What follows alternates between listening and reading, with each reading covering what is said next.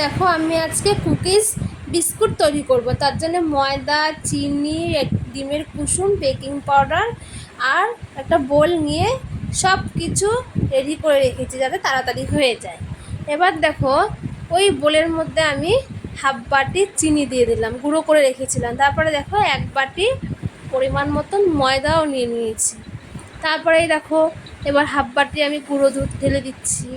গুঁড়ো দুধ দেওয়ার পরে এখানে দিতে হবে বেকিং পাউডার। দেখো 1 চামচ বেকিং পাউডার দিয়ে দিলাম। তারপরে দেখো সেম বাটি মেপে আমি হাফ বাটি সাদা তেল ঢেলে দিলাম, পরিমাণ মতন দিয়ে তারপর মেখে নিলাম। তারপরে এই দেখো গোল গোল করে এটাকে বানিয়ে নিয়েছি, যে যেরকম শেপ দিতে চাও।